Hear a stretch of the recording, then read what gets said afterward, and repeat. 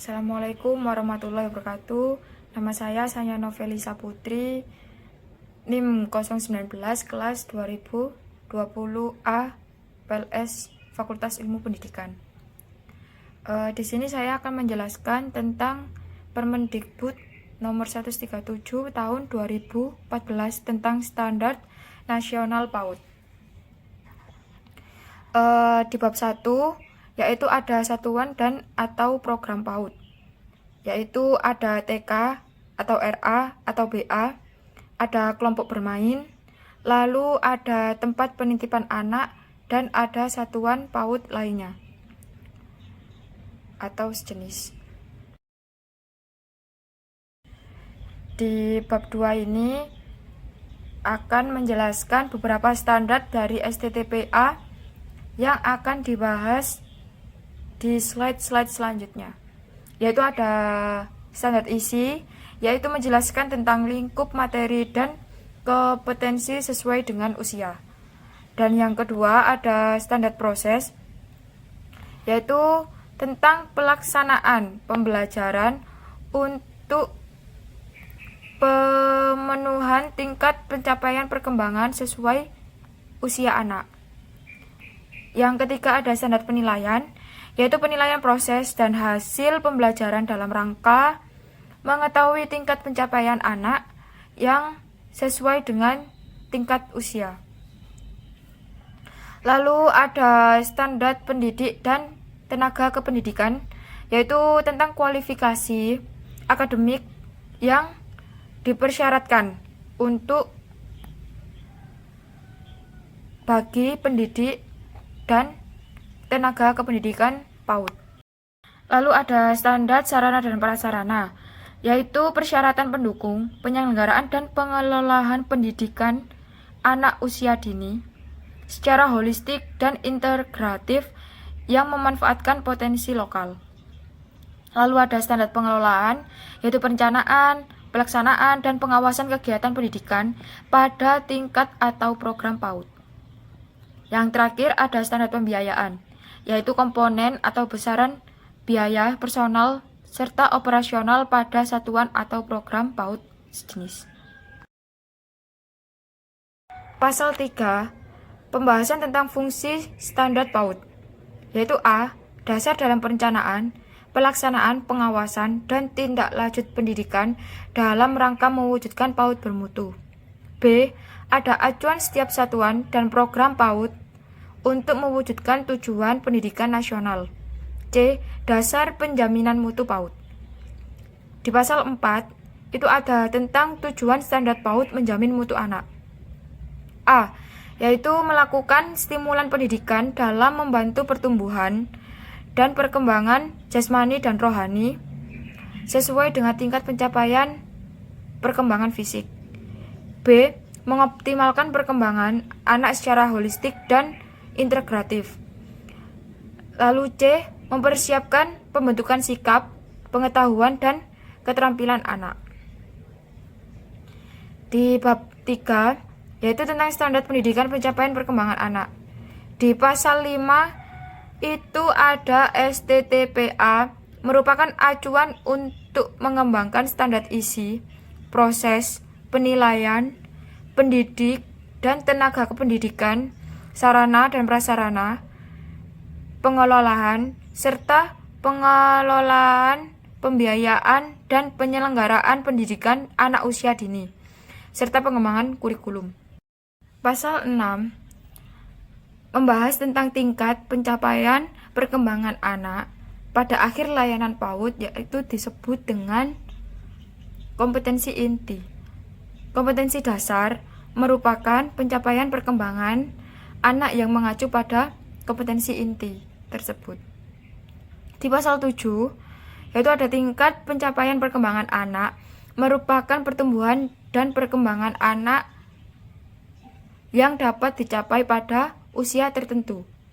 Dapat dipantau menggunakan instrumen kartu menuju sehat atau KMS, tabel KB atau TB, serta alat ukur lingkar kepala.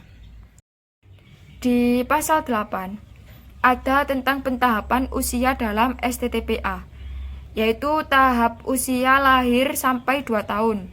Terdiri atas kelompok usia lahir sampai 3 bulan, 3 sampai 6 bulan, 6 sampai 9 bulan, 9 sampai 12 bulan, 12 sampai 18 bulan, 18 sampai 24 bulan. Tahap usia 2 sampai 4 tahun, yaitu terdiri atas kelompok usia 2 sampai 3 tahun dan 3 sampai 4 tahun. Tahap usia 4 sampai 6 tahun, yaitu terdiri atas kelompok usia 4 sampai 5 tahun dan 5 sampai 6 tahun. Di bab 6 yaitu membahas tentang standar isi. Ada pasal 9 dan pasal 10, yaitu pasal 9 membahas tentang lingkup materi standar isi, meliputi program perkembangan yang disajikan dalam bentuk tema dan subtema, yang disusun sesuai dengan karakteristik, kebutuhan, tahap perkembangan anak dan budaya lokal. Pasal 10 yaitu tentang lingkup perkembangan sesuai tingkat usia anak, meliputi aspek nilai, agama, moral, fisik, motorik, kognitif, bahasa, sosial, emosional, dan seni. Di bab 5 yaitu tentang standar proses. Di standar proses ini ada pasal 11 yaitu menjelaskan tentang standar proses. Itu meliputi perencanaan pembelajaran, pelaksanaan pembelajaran, evaluasi pembelajaran, dan pengawasan pembelajaran. Pasal 12 ada perencanaan pembelajaran meliputi A. Program semester atau PROSEM, B. Rencana pelaksanaan pembelajaran mingguan atau RPPM, C. Rencana pelaksanaan pembelajaran harian atau RPPH. Di pasal 13 ada pelaksanaan pembelajaran sebagaimana dimaksud dalam pasal 11. Huruf B dilakukan melalui bermain secara interaktif, inspiratif, menyenangkan, konstekstual, dan berpusat pada anak untuk berpartisipasi aktif serta memberikan keleluasan bagi prakarsa, kreativitas, dan kemandirian sesuai dengan bakat, minat, dan perkembangan fisik serta psikologis anak. Pasal 15 yaitu pelaksanaan pembelajaran mencakup tentang kegiatan pembukaan, yaitu upaya mempersiapkan peserta didik secara psikis dan fisik untuk melakukan berbagai aktivitas belajar. Ada kegiatan inti, yaitu upaya pembelajaran yang dilakukan melalui kegiatan bermain yang memberikan pengalaman belajar secara langsung kepada anak sebagai dasar pembentukan sikap, perolehan pengetahuan, dan keterampilan. Ada kegiatan penutup, yaitu upaya menggali kembali pengalaman bermain anak yang telah dilakukan dalam suatu hari, serta mendorong anak mengikuti kegiatan pembelajaran berikutnya. Ada pasal 16 yaitu tentang evaluasi pembelajaran sebagaimana dimaksud dalam pasal 11. Huruf C mencakup evaluasi proses dan hasil pembelajaran yang dilakukan oleh pendidik untuk menilai keterlaksanaan rencana pembelajaran. Pasal 17 yaitu pengawasan pembelajaran sebagaimana dimaksud dalam pasal 11 huruf D merupakan proses penilaian dan atau pengarahan dalam perencanaan dan pelaksanaan pembelajaran. Di bab 6 itu ada standar penilaian. Di pasal 18 ini itu penilaian proses dan hasil pembelajaran anak, yaitu ada prinsip penilaian, teknik dan instrumen penilaian, mekanisme penilaian, pelaksanaan penilaian, dan pelaporan hasil penilaian. Di pasal 19, yaitu menjelaskan tentang prinsip penilaian sebagaimana dimaksud dalam pasal 18, mencakup prinsip edukatif, otentik, objektif, dan akuntabel. Di pasal 20, yaitu ada teknik penilaian sebagaimana dimaksud dalam pasal 18 sesuai dengan tingkat pencapaian perkembangan anak dan instrumen penilaian yang dimaksud dalam instrumen penilaian proses dalam bentuk catatan menyeluruh, catatan anekdot, rubrik, atau instrumen penilaian hasil kemampuan anak. Pasal 21 ada tentang mekanisme penilaian. yaitu nomor 1, menyusun dan menyepakati tahap, teknik, dan instrumen penilaian serta menetapkan indikator pencapaian perkembangan anak. Yang kedua, ada melaksanakan proses penilaian sesuai dengan tahap, teknik, dan instrumen penilaian. Yang ketiga, mendokumentasikan penilaian proses dan hasil belajar anak secara akuntabel dan transparan. Yang keempat, ada melaporkan pencapaian perkembangan pada anak kepada orang tua. Di pasal 22, yaitu ada tentang pelaksanaan penilaian. Sebagaimana dimaksud dalam pasal 21, dilakukan menggunakan mekanisme yang sesuai dengan rencana penilaian yang dilakukan oleh pendidik atau guru PAUD. Di pasal 23, ada pelaporan hasil penilaian sebagaimana dimaksud dalam pasal 18, berupa deskripsi pencapaian anak. Deskripsi ini berisi tentang keistimewaan anak, kemajuan dan keberhasilan anak dalam belajar, serta hal-hal penting yang memerlukan perhatian dalam perkembangan dari anak selanjutnya. Di bab 7 ada tentang standar pendidik dan tenaga kependidikan. Pasal 24, yaitu tentang pendidik PAUD. Pendidik anak usia dini terdiri atas guru PAUD, guru pendamping, dan guru pendamping muda. Tenaga kependidikan, yaitu ada pengawas, pemilik, kepala PAUD, tenaga administrasi, tenaga penunjang. Ada yang tugas tenaga kependidikan, yaitu melaksanakan administrasi, pengelolaan, pengembangan, pengawasan, dan pelayanan teknis. Lalu ada kualifikasi, yaitu kualifikasi tersebut harus memenuhi kualifikasi akademik dan kompetensi yang dipersyaratkan secara jasmani, rohani, dan sosial. Pasal 25 sampai dengan pasal 30 yaitu membahas tentang kualifikasi akademik, pendidik, dan tenaga kependidikan PAUD. Pertama ada guru PAUD, yaitu ijazah D4 atau S1 PAUD atau yang relevan mengikuti dengan sistem PAUD. Yang kedua, sertifikat pendidik profesi guru atau PPG. Guru pendamping, ijazah D4 atau S1 PAUD atau yang relevan dengan sistem PAUD. Ijazah D2 PGTK terakreditasi. Guru pendamping muda, ijazah SMA, sertifikat pelatihan atau pendidikan atau kursus PAUD dari lembaga pemerintah yang kompeten.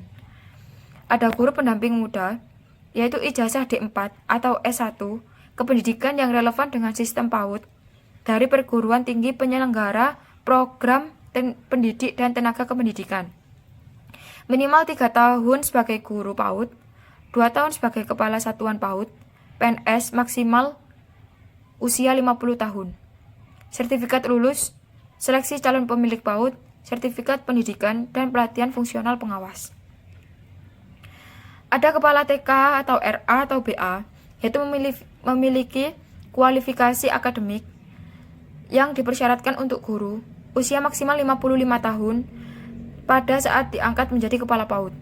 Minimal 3 tahun menjadi guru PAUD, PNS penata muda tingkat 1, sertifikat lulus, seleksi calon kepala PAUD dari lembaga pemerintah yang berwenang. Ada kepala KB atau TPA atau SPS, yaitu akademik yang dipersyaratkan untuk guru, usia maksimal 55 tahun pada saat diangkat menjadi kepala PAUD, minimal 3 tahun menjadi guru pendamping. Sertifikat lulus seleksi calon kepala KB atau TPA atau SPS dari lembaga pemerintah yang kompeten. Sertifikat pendidikan dan pelatihan kepala satuan PAUD. Ada tenaga administrasi yaitu ijazah minimal SMA. Di bab 8 ada tentang pasal 31 yaitu membahas tentang standar sarana dan prasarana.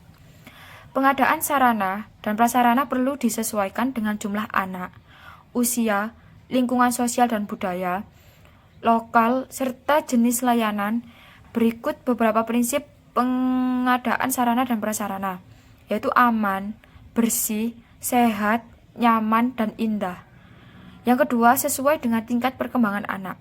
Yang ketiga, memanfaatkan potensi dan sumber daya yang ada di lingkungan sekitar dan benda lainnya yang layak pakai serta tidak membahayakan kesehatan anak. 22 yaitu tentang sarana dan prasarana.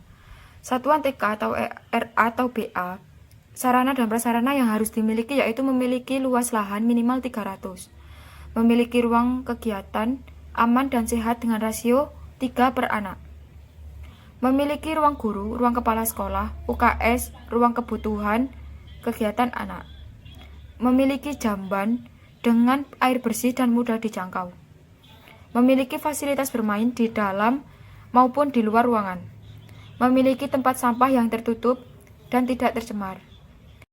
Pengawasan.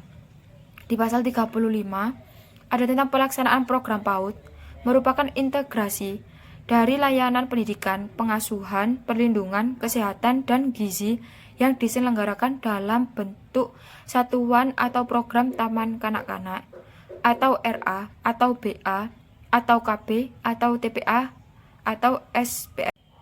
Di pasal 36, yaitu membahas tentang kegiatan layanan PAUD. Usia lahir sampai 2 tahun, waktu kegiatan 1 kali pertemuan minimal 120 menit dengan melibatkan orang tua, dan frekuensi pertemuan minimal 1 kali per minggu. Jenis layanan TPA atau SPS. Usia 2 tahun sampai 4 tahun, waktu kegiatan 1 kali pertemuan minimal 180 menit, dan frekuensi pertemuan minimal 2 kali per minggu. Jenis layanan TPA, KB, atau SPS. Usia 4 tahun sampai 6 tahun, waktu kegiatan 1 kali pertemuan minimal 180 menit, dan frekuensi pertemuan minimal 5 kali per minggu. Jenis layanan KB, TK atau RA atau BA, TPA, dan atau SPS. Bab 10. Standar pembiayaan. Komponen pembiayaan yaitu meliputi pembiayaan operasional, yaitu gaji pendidik dan tenaga kependidikan, serta tunjangan yang melekat, yang penyelenggaraan program pembelajaran, pengadaan dan pemeliharaan sarana prasarana, serta pengembangan sumber daya manusia. Biaya personal, biaya pendidikan yang dikeluarkan untuk anak dalam mengikuti proses pembelajaran. Di pasal 38, yaitu peraturan menteri ini mulai berlaku pada tanggal diundangkan agar setiap orang mematuhinya, memerintahkan pengundangan peraturan menteri ini dengan penempatannya dalam Berita Negara Republik Indonesia.